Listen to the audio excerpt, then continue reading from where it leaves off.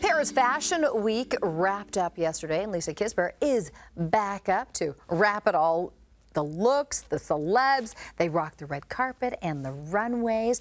Before we get to all those looks, what's cool about Fall Fashion Week and in Paris and all the ones we see is that they actually forecast the looks for the next season. So we're talking fall, but they're looking ahead to spring. They are. And like, as someone who gets to bring trends here on the morning show, I think it's really exciting. You get to see what's coming next. I think you also get to sort of call your wardrobe and see what things you have, or maybe some pieces that you're missing, or things that maybe you want to purge, which is a nice thing too, maybe a little fall cleaning, not just spring. No, it really is a wonderful way also to see how the fashion industry feeds the rest of the industry, right? Like we see the runway, and then it trickles into all the fashions that we see out on the street and in the stores, plus the street style is just amazing also. It's so much fun. So it's not hard to get into the headspace, because this sounds to me kind of like when musicians have got to record a Christmas album like in July. There you go. Yeah. Exactly. Same idea and the same anticipation for when it's going to be released for sure. Okay, let's have a look at some of the looks, and we're going to start with Paris Hilton and Angela Bassett, who led a Lisa star-studded runway at Paris Fashion Week. What are your thoughts on these looks? So Terry Mugler, you know, such a legend. I think of one of the music videos that I was obsessed with, which was Too Funky by George Michael, where you saw Terry Mugler come to life.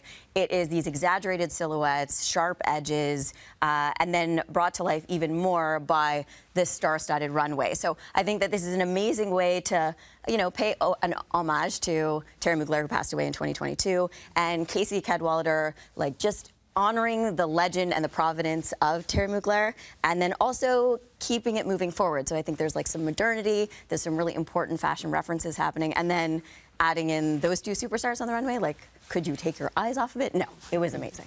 Couldn't take your eyes off the red carpet. We're going to go from the runway to the red carpet when Zendaya came to the Louis Vuitton show. So, I mean, she is having such a moment in her career. Euphoria, Dune, like, this is a woman that I think it's so interesting that she was a child star and has made this sort of progression into superstar.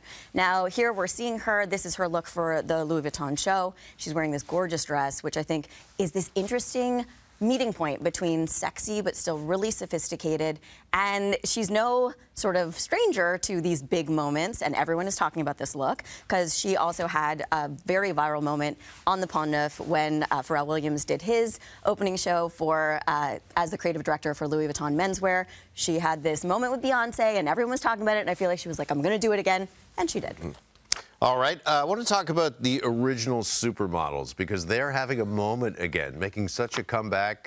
We've got that new series, right, that's streaming on Apple TV. Have you been watching it? Yeah, I mean, this is, again, something that I grew up sort of loving and watching. It was so much a part of my fashion passion, were these amazing women that really made models their own sort of celebrity and took them to superstar status. And I love that we're seeing this resurgence. I think that, I mean, obviously a documentary giving us their amazing stories. I think some of them who maybe weren't willing to be in the public eye are moving back into it.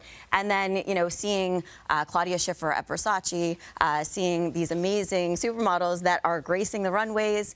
These are, you know, moments that are incredible. And here, Naomi Campbell closing the show at the Alexander McQueen show. This is the last show for Burton, who took over when Alexander McQueen tragically passed away. So this was a big, big moment in fashion that this was her closing show. What a great moment to be just absolutely emphasized by this supermodel, truly a supermodel, taking the runway and paying a really big tribute to Sarah Burton, but also Alexander McQueen.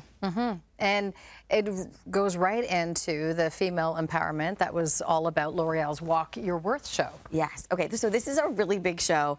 And you know what I can't get over? The fact that they get all of these celebrities in like one room on one runway. Like, this is incredible. Talk about star-studded. I just can't get over also how fabulous it was. You know, Helen Mirren stealing the show, absolutely stealing the show. That metallic dress, the hair, everything about it. But honestly, for me, Andie MacDowell, that woman, like, I have loved her since St. Elmo's Fire, and look at her, she's still fire in that incredible outfit. It is all about women's empowerment, and I think it's just such a great way to showcase amazing talent, amazing fashion, and so much fun to watch. Just any other final notes from Paris Fashion Week? Anything else that kind of stood out for you? You know what? I have to say, one of the things that I think not everyone knows is that the street style is so incredible. Like, go have a look at some of the amazing snaps that happen on the streets around the fashion shows, because I think everyone brings their fashion best, and it's so much fun to see. All right. Paris Fashion Week is coming to an end, but fashion never ends. It never ends. It never ends. All right. Thank you, Lisa. Thank you. Stay stylish, everyone. All right. We'll be right back here on The Morning Show. Stay with us.